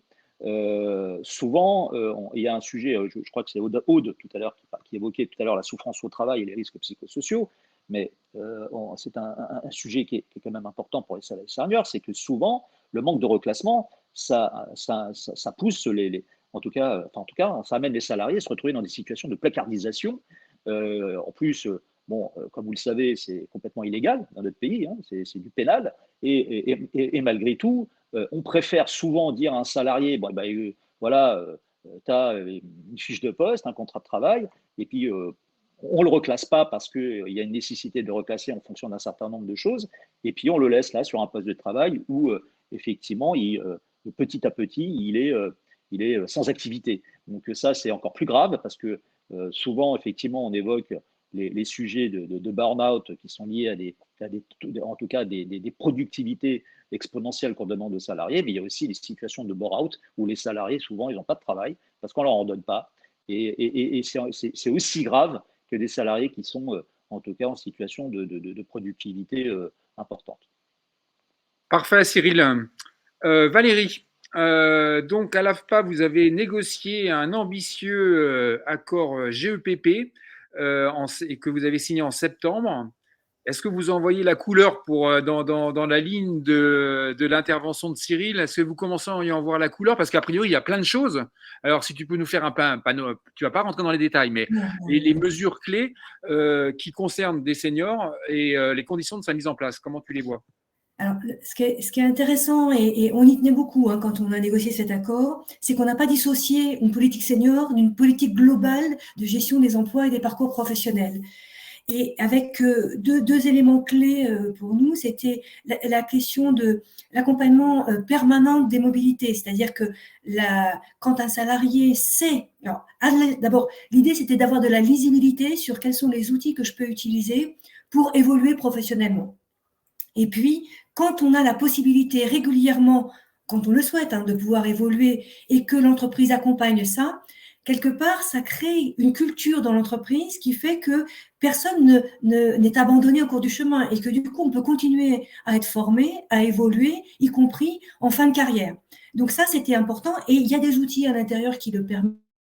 Il y a des abondements de CPF pour des gens qui veulent y compris se reconvertir, même si ce n'est pas à l'origine l'entreprise qui demande que ce poste, que cette personne évolue, mais que ce soit aussi sur une dynamique individuelle. Il y a un affichage, théoriquement, je vous ferai la réalité après, il y a un affichage de toutes les missions qui permettent aussi de se tester sur des mobilités professionnelles temporaires ou géographiques temporaires qui sont en plus accompagnées financièrement. Donc, il y a cette culture de la mobilité qui est intégrée dans cet accord et ça correspond à ce qu'on souhaitait. De la même manière, on voulait aussi qu'il y ait un gros travail sur les représentations. Et vous le disiez tout à l'heure, on a des représentations totalement erronées sur les publics seniors, pensant que quand on est vieux, on ne bouge plus, on coûte cher, on ne bouge plus, on va tomber malade et on n'est pas disponible. La réalité nous prouve que c'est absolument faux. L'idée aussi, c'est que du coup, dans cet accord, il y a toute une partie qui est de l'ordre de la transmission de savoir. C'est-à-dire que la question de l'accompagnement des fins de carrière, elle est dans la même partie que l'augmentation du nombre d'alternants dans l'entreprise. Et qu'une grosse partie de l'accompagnement de la fin de carrière, il y a les mesures traditionnelles, le mi-temps aidé, le temps partiel aidé, la retraite progressive, la possibilité d'avoir 2 mois offerts si on a prévenu l'employeur 1 an à l'avance, etc. Mais il y a aussi des choses plus innovantes sur lesquelles on était attaché aussi, qui étaient sur la question de la transmission de savoir. Vous l'avez entendu quand je me suis exprimée tout à l'heure, ça a été très traumatisant. Donc, c'était très important. Puis, c'est la culture métier, la transmission de savoir. Donc, l'idée, c'est de se dire, il faut de la transmission intergénérationnelle, avec du binôme intergénérationnel, du mentorat inversé, avec des jeunes qui peuvent former des seniors dans l'entreprise. Le tout valorisé, alors, pas financièrement, mais par de la contribution au CPF, par exemple. Donc, un tuteur, on lui donne 300 € sur son CPF quand il a une mission de tutorat. Un mentor, même si c'est du mentorat inversé et que c'est un junior qui forme un senior, il a 150 € sur son CPF. Donc, c'est de la même manière qu'il est prévu aussi que à partir de 50 ans, il y a un entretien spécifique tous les 5 ans sur la question de la gestion de la fin de carrière. Un entretien professionnel dédié à ça, avec la possibilité à 1 an du départ de pouvoir organiser la transmission du savoir avec des plans d'action, de l'ingénierie, de la formation. Donc, on a un plan qui est extrêmement cohérent, inclusif et je dirais intelligent au sens de on mobilise les intelligences réciproques. Le seul problème, c'est qu'il a été signé le 7 septembre. La direction n'a pas communiqué dessus. Les salariés ne sont pas au courant. Je dirais que c'est comme une loi qui aurait été signée sans décret d'application. Et les process, y compris pour le mettre en œuvre, ne sont pas clarifiés. Donc, nous, on considère qu'à partir du moment où on a signé un accord, on est co-responsable, on dirait, de son déploiement. Alors, on ne va pas faire le boulot de la direction à sa place, mais par contre, on va communiquer. Ils ne le font pas, on va le faire. On va le faire, et puis une fois qu'ils auront des sollicitations et des demandes de la part des salariés, ils seront bien obligés de le mettre en œuvre. Mais cette question de l'intergénérationnel me paraît très importante. D'ailleurs, ça me fait rire quand je vous entends, mes chers collègues, parler de la reconversion de fin de carrière. Nous, c'est notre spécialité. Et on a même été jusqu'à proposer à l'État d'utiliser l'AFPA dans le cadre d'un grand plan senior où on pourrait créer une filiale du savoir et où on pourrait former des tuteurs dans les entreprises. Parce qu'aujourd'hui, l'apprentissage a doublé en nombre, Alors, c'est vrai que les entreprises ont perçu beaucoup d'aide sur la question de l'apprentissage, d'accord? Ça se développe beaucoup aussi à l'AFPA.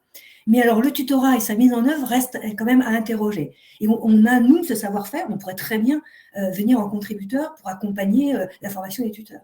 Mais, donc, aujourd'hui, la dimension pour nous, c'est vraiment de pouvoir accompagner ça et de faire que les managers s'en saisissent. On parlait du renouvellement important qu'il y a eu à l'AFPA. Parmi les plus jeunes en âge et les plus récents dans la maison, on a toute la ligne managériale. Ils ne connaissent pas les accords et en plus, il n'y avait pas une habitude de négociation importante. Depuis ces dernières années, il y a eu beaucoup d'accords de négocier, les managers ne les connaissent pas. Donc, il y a vraiment une nécessité d'accompagner le management et les salariés dans l'appropriation des accords. Valérie, merci Xavier dans le chat qui dit j'ai fait l'entretien de fin de carrière, cela s'est résumé à quelle date souhaitez-vous partir à la retraite? Voilà. Bon, voilà bien. Merci Xavier. Khalid, vous êtes en train de négocier, vous êtes en cours de négociation d'un accord senior. Alors, je ne sais pas comment le terme, mais a priori, c'est pas un accord GEPP. Mais un truc très intéressant, et je te laisse embrayer là-dessus, c'est que dans une entreprise comme GXO, dans votre secteur d'activité, les salaires de base sont faibles. Et par contre, les directions jouent à fond sur des primes de productivité pour pousser, pour mettre des carottes et pousser à l'intensification et à la productivité avec des primes de productivité et avec des seniors qui forcément à un moment rament pour toucher ces primes, etc. Et donc, dans quelle mesure vous intégrez cette problématique dans la négociation en cours et quelle est la réponse de la direction pour le moment? Alors, pour faire un peu on va dire le cadre en fait de cet accord senior, hein, c'est que nous, en fait, depuis 2012, on a toujours refusé de signer les accords. Quand je dis nous, hein, c'est l'ensemble des organisations syndicales, hein. On a toujours refusé de signer les accords seniors pour la bonne et simple raison, c'est que quelque part, un, ils ne sont pas contraignants, deux, il n'y a pas d'objectif. Et comme l'a dit, elle a très bien dit Valérie, c'est exactement ça. C'est que derrière, il faut du suivi, il faut du matériel, effectivement, pour que les salariés aient l'information. Et il faut quelque part des diagnostics, j'ai envie de dire, réguliers, puisque c'est des accords triennales, hein, encore une fois. Donc cette fois-ci, nous, on est parti sur vraiment autre chose, hein. C'est que l'accord senior, nous, on l'a associé, en fait, comme je disais tout à l'heure, à l'usure des salariés. Parce que beaucoup arrivent brisés, je disais, à 50 ou à 45 ans, et ils n'ont même pas pu bénéficier encore, on va dire, des aménagements de l'accord du senior. Alors que potentiellement, c'est en lien. Donc, la première demande qui a été, j'ai envie de dire, entendue et normalement qui devrait être validée, c'est c'est l'accord senior par rapport à un âge, l'application par rapport à un âge, donc c'est en discussion, 45, 50, 55, rien n'est tranché, mais aussi par rapport à une ancienneté à un poste. Tous les postes, que ce soit de manutention ou les postes de conduite d'engin, rentreront dans le cadre de l'accord senior. Donc, comme le dispositif, bon, nous, on a 2-3 revendications qui sont pour nous essentielles, effectivement, c'est la productivité. Puisque dans nos domaines, les domaines de la logistique, la problématique qu'on a, c'est qu'on a systématiquement, peu importe l'entreprise, un salaire, donc globalement, qui est pas loin du SMIC, hein, à peut-être aller 5% au-dessus, pour certaines entreprises. Et le reste, donc, de la rémunération, c'est de la prime. Donc, en général, on appelle ça la prime de productivité ou la prime de qualité. Il y en a même qui l'appellent prime de sécurité, alors que c'est de la productivité. Mais bon, passons. Et cette prime-là, elle peut atteindre, on a vu, moi j'ai vu dans certaines entreprises, elle peut atteindre 50% du salaire. Vous voyez? L'importance vraiment j'ai envie de dire, pour un salarié aujourd'hui qui veut effectivement vivre du fruit de son travail, c'est soumis à une condition, c'est la productivité. Donc, on dit, nous, arrivé à un certain âge ou arrivé à une certaine usure, on ne peut pas être aussi productif qu'un jeune qui vient de rentrer, j'ai envie de dire, il y a 2 ou 3 ans dans la profession. Ce n'est pas possible. Donc ça rentre dans le cadre de nos négociations. Ça serait un ratio de la productivité vis-à-vis de cette population donc, qui est soumise à l'usure ou à un certain âge. Donc là-dessus, c'est pareil, c'est en discussion, c'est pas encore validé, c'est pas encore sur le papier, mais c'est en fait, c'est plus aujourd'hui, comme l'a dit tout à l'heure Cyril, c'est plus les opérationnels, donc les directions de sites, qui refusent en fait cette idée aujourd'hui. Parce que globalement, les gestionnaires, on va dire, de portefeuille, voient d'un très mauvais œil, parce que à l'instant T, quand l'accord est signé, au fur et à mesure de son application, il peut avoir des conséquences, j'ai envie de dire, par rapport à des primes, on va dire, potentiellement de plus en plus élevées, puisque aujourd'hui, c'est le principe de la carotte. Et donc ça, c'est le premier aspect. Deuxième aspect, on a le tutorat. C'est pour retirer et pour aussi, j'ai envie de dire, avec, comme je disais tout à l'heure, on a 20 000 intérimaires qui passent chaque année dans nos entrepôts. Donc effectivement, la relation, j'ai envie de dire, de «formateur» entre guillemets ou d'interlocuteur privilégié pour nos seniors, pour nous, c'est une nécessité.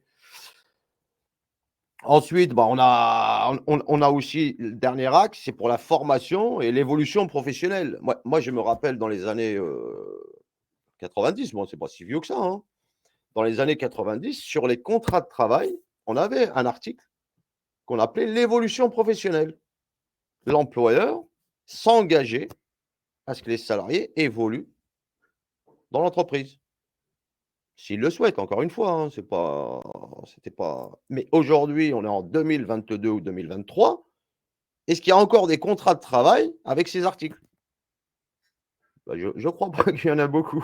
Donc, nous, on a souhaité l'inclure, excusez-moi, dans l'accord des seniors. Donc, au travers l'évolution professionnelle, les aménagements de poste et au travers les entretiens individuels qui sont réalisés tous les ans ou tous les 2 ans. Voilà. Merci à vous trois pour vos retours. Nathalie, Aude, vous avez peut-être matière à revenir sur les leviers et de remettre ça, de reposer ça de façon plus globale.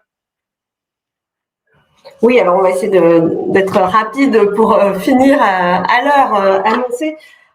Effectivement, peut-être un point quand même sur les leviers, juste pour rappeler qu'aujourd'hui, il n'y a plus de négociations obligatoires sur les seniors, parce qu'on a il y a eu les contrats de génération, vous vous souvenez, il y a eu les accords seniors. Alors, ça n'empêche pas d'ouvrir des négociations sur le sujet, bien entendu, mais il n'y a pas d'obligation formelle de négocier aujourd'hui sur le sujet. Donc, ce qui reste aujourd'hui, ça va être tout ce qui va concerner des négociations QVT égalité pro, dans lequel on peut insérer le volet senior, bien entendu. On vient d'en parler, la question d'usure professionnelle, de qualité de vie au travail, de conciliation vie pro vie privée. Ça concerne tout ça, bien entendu, les seniors. Et puis, le cadre de la négociation GEPP, GPEC, sur lequel on a une obligation de négocier dans les entreprises de plus de 300, vous savez, tous les 3 ans. Donc, c'est aujourd'hui seulement ce qui reste, ce qui est en contradiction avec l'ampleur du sujet qu'on vient de penser depuis le début de la réunion. Côté CSE, on a quand même, il nous semble que c'est un sujet sur lequel on peut avoir, côté CSE, une information assez approfondie. Par exemple, dans le cadre de politique sociale, ça peut être l'occasion de bien prendre la mesure de ce qui se passe pour les seniors dans chacune des entreprises que vous êtes. Est-ce qu'on en embauche? Est-ce qu'on les forme? Est-ce qu'on les promeut? Est-ce qu'on les augmente? Comment est-ce qu'on tient compte de leurs conditions de travail? Tout ça, c'est des sujets qui, avant même de se lancer peut-être dans la négociation ou la transformation, déjà, on prendre la mesure de manière approfondie dans le cadre de la consultation politique sociale, sur lequel donc on peut intervenir pour approfondir ces diagnostics. Ça nous semble être un lieu à privilégier, comme on a pris l'habitude de le faire pour les questions d'égalité hommes-femmes, où on a pris l'habitude de dresser des diagnostics assez complets en fait la question. Je pense qu'il va falloir prendre l'habitude maintenant de dresser aussi des panoramas très complets sur la place des seniors dans chacune des entreprises. Et ce, quelle que soit l'issue du débat politique qui nous occupe tous aujourd'hui, puisque vous savez qu'il y a aussi une réforme de l'assurance chômage qui est difficile aussi pour les seniors. Voilà, donc là, on a des enjeux qui sont importants et sur lesquels les directions avancent à reculons, clairement, bien que tout le monde ait conscience du sujet, les directions avancent très peu. Et donc, les représentants du personnel ont vraiment un rôle à jouer pour alerter et faire bouger les lignes. Voilà, peut-être qu'on va conclure. Du coup, je ne sais pas, Rodolphe, comment tu as… Aude, peut-être, tu as un petit mot? Peut-être Nathalie a dit effectivement tout ce qu'il y avait à savoir pour les représentants du personnel, à la fois sur la partie négociation, sur la partie consultation au sein du CSE. Peut-être juste 2 idées à avoir en tête pour conclure. Les enjeux d'accès à l'information. Voilà, on a des accès à l'information qui sont limités aujourd'hui. On a un contexte qui est quand même peu contraignant pour les employeurs. Donc voilà, un véritable enjeu d'accès à l'information à la fois dans la BDES, éventuellement négocier des indicateurs complémentaires sur les modèles de ce qu'on peut avoir sur les infos hommes-femmes. Voir ce que va devenir l'index senior éventuellement.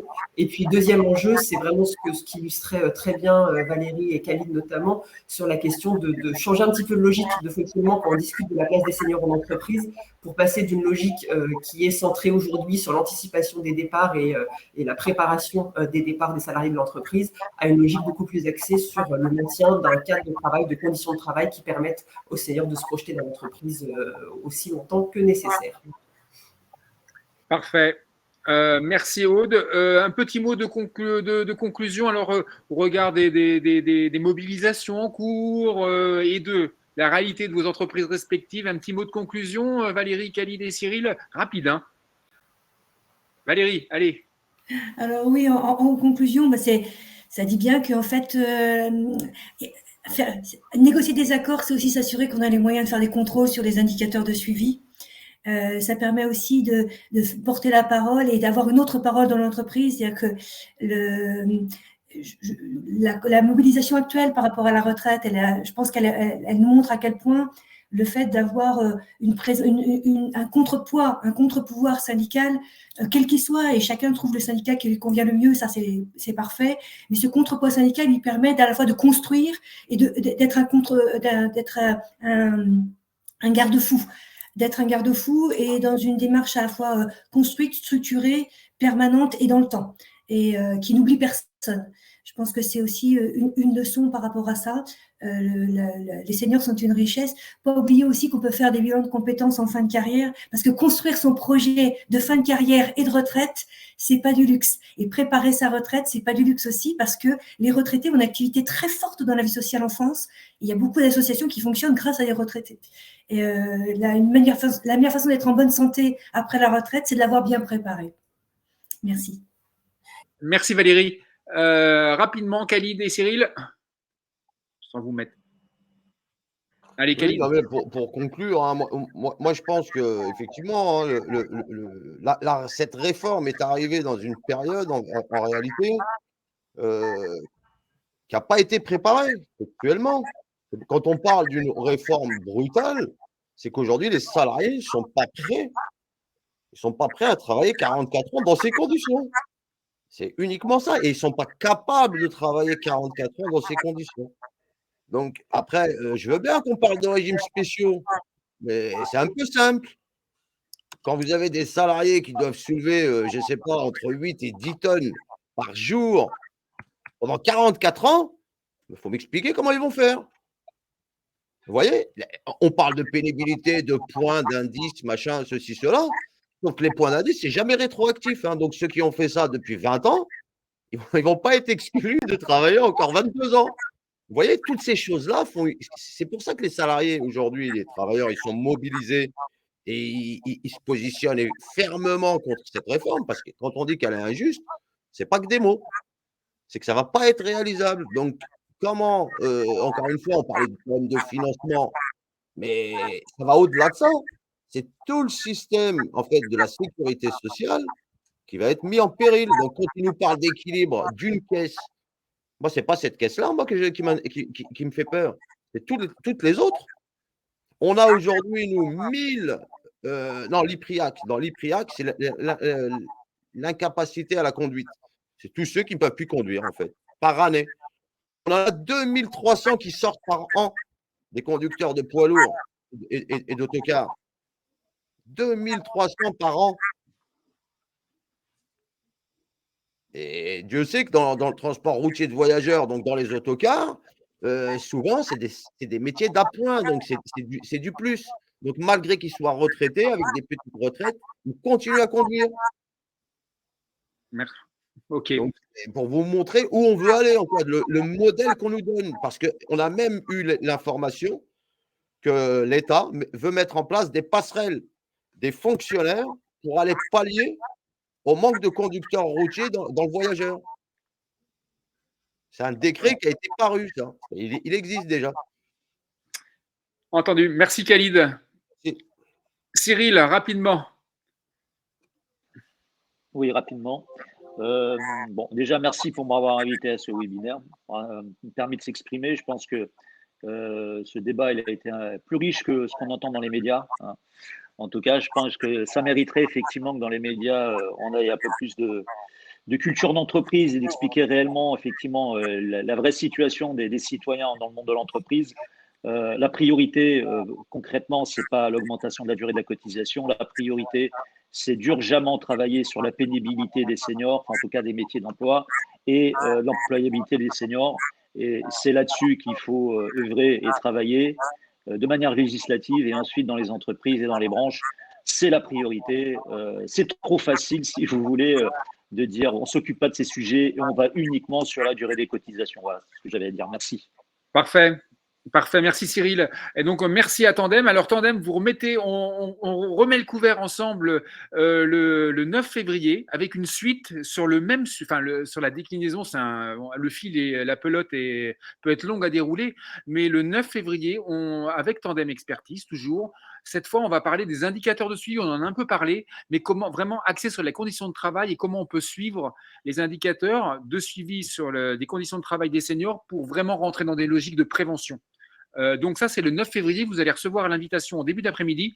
Et le 16 février, toujours avec Tandem Expertise, on parlera cette fois du volet économique. On en a un peu parlé avec toi, Valérie, quand tu parlais du coût des départs à la retraite, etc., des départs anticipés. Mais la modélisation, ça veut dire quoi le coût? Est-ce qu'un retraité, il coûte aussi cher que ça à employer? Enfin, un retraité, excusez-moi, le lapsus. Un salarié coûte aussi cher que ça à recruter, à maintenir dans un emploi soutenable. Donc, cette équation économique, on la mettra en perspective le 16. Donc, merci à vous 5 pour vos interventions terrain et en tant qu'expert pour Tandem Expertise. Merci à vous de votre participation active dans la salle. Compte rendu à suivre et au plaisir de vous retrouver le 9 février. Et bonne journée à vous. À bientôt. Au revoir. Allez, au revoir, bon courage. Merci, au revoir. À tous. Au revoir. Bonne journée.